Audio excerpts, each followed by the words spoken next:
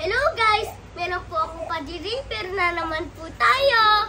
Si Kuya EJ Ate Melissa na naman po ng pa-deliver sa akin. Nana, si Tita Chay. Guys, isayin natin and open this. Let's go! Wait lang po pala. Ate Melissa, Kuya EJ, maraming salamat po open this! Ang akin garlic bread. Wow, my favorite! What's this? Carbonara. And this one? Carbonara again. Carbonara. This one? Langkapay. Nakalagay. Wait lang. Banana langkapay. Favorite mo to, di ba? I see this one chicken. Eto. Sige na, let's open this. Oh, guys, this one, open na natin to. Wow! Ang daming chicken! Thank you, Ate Melissa, Kuya Jay. Maraming salamat po. Join. Sure ako, guys. Alam ko naman dito, pizza. Let's open, guys. Wow! Ang bango.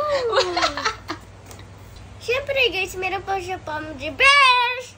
Wow! Cucumber. Juice. Alam mo, guys, kulang yung delivery nila. Sayang. Tinawag na po ng mami ko, parating na daw po. Maraming salamat, Ate Melissa, Kuya EJ, sa lahat. Mukbang na! Noong nakaraan nga ay nagpa-cheat day nga ulit si Ate Melissa at Kuya EJ para nga dito kay Liam. Ngayon ko nga lang na voice over dahil nga sa sobrang busy at dami nga ang ginagawa. Pero katulad pa nga rin ng dati ay magana pa nga rin itong si Liam at excited na excited nga. Para nga po sa mga bagong follower ni Liam, si Ate Melissa at Kuya EJ po ay follower ni Liam from Toronto, Canada. Si Ate Melissa at Kuya EJ nga ay halos weekly nga nagpapadala kay Liam ng pampa-cheat day kasi nga gusto daw nilang nakikita na nagmumukbang itong si Liam. Sa totoo ay sobrang gana talaga nito ni Liam pagdating talaga sa pagkain. Yan talaga ang isa sa nakakapagpasaya kay Liam, ang kumain. Kaya naman kapag wala sa mood yan si Liam, pagkain ang ibinibigay namin ni Daddy C, para nga tumigil siya. Kung yung iba nga ay hirap pakainin ang kanilang mga anak, kami naman ni Daddy C ay hirap na din talaga i-diet itong si Liam. Pero marami nga nagsasabi sa amin na wag nga daw kami mag-alala ni Daddy C sa timbang nito ni Liam. Dahil darating nga rin daw ang araw na papayat itong si Liam dahil nga unti-unti na siyang lumalaki o tumatangkad. Kaya naman sa mga nagagalit dyan, na kain daw ng kain si Liam, simple lang po yan. Kung ayaw nyong panoorin ay skip nyo na lang itong video na to. Nako, napakaiksi lang ng buhay para pasamain nyo lang ng pasamain ang inyong loob. Mabalik tayo dito sa cheat day ni Liam. Gusto nga lang ulit namin magpasalamat kay Kuya EJ at Ate Melissa sa pagpapa-cheat day kay Liam. Nako, napakatagal na rin talagang follower ni Liam itong si Kuya EJ at Ate Melissa. At alam nyo ba, matagal na nga rin pinachi-cheat day nito ni Ate Melissa at Kuya EJ itong si Liam. Guys, ito naman pizza, guys. Papakita naman sa inyo. Ang sarap! Guys, umating na pala yung kudang na delivery. Open na natin, guys. Finish na to. Finish. Guys, ito siya, guys. Meron siyang yellow. Saging con yelo. Saging con yellow. Okay, you try it.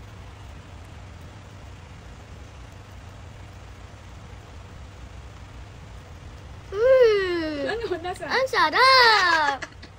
Sige, try it again. Try it again. Ang sarap! Guys, chicken muna.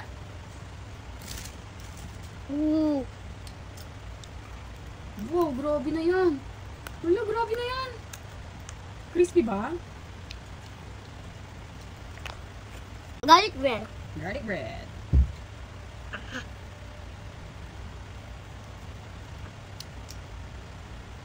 Yan, garlic bread. Small taki.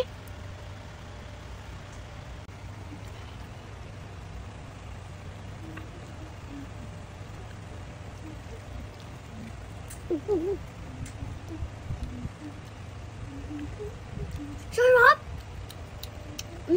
Wow! Ang bango! Ito guys, pizza naman. Wow! Giant pizza? Wow! Giant pizza? No reaction. No good. Guys, ang happy talaga sa akin guys, maging mukbang. Ano ang magbukbang. Giant ramen? Aba, ramen naman ang gusto. Gusto mo ramen? Grabe din, dami mo na mahilig. Grabe ka. Dami. Ang dami ba? Ang dami daw niya guys, oh. Ang dami daw niya, oh. Meron pa siyang ganyan. Ang hiwa yan.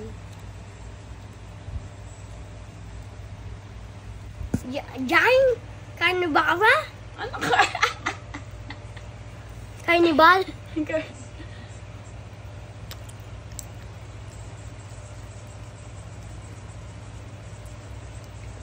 More. Carnivore? Guys, sa mga Jollibee guys, tsaka sa mga McDo, favorite ko itong ganito. Huh? Giant? Giant ramen? Ano ramen? Wow! Ang bango! Guys, dyan muna kayo. Mukbang lang ako, ha? Ate Melissa, Kuya EJ, maraming salamat po, ha? Ma! Guys, kilala mo ko muna mamukbang. Guys, kasi naiyak na yung kapatid ko. Kailangan na po bantay ng mami ko. Guys, dyan muna ka po kayo, ha? I love you all po, ha? Marami pa akong mukbangin, guys. Ito pa. Galit ako sa diet na yan, eh. Giant ramen?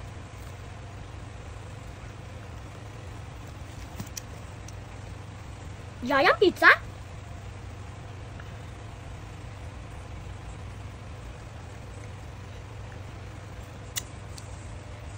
Salamat Ate Melissa, Kuya EJ. Gabs po talaga kayo. Kuya EJ, nakain ulit po ako. Naligo po ako. Naligo po ulit po ako. Tapos kumain ulit po ako.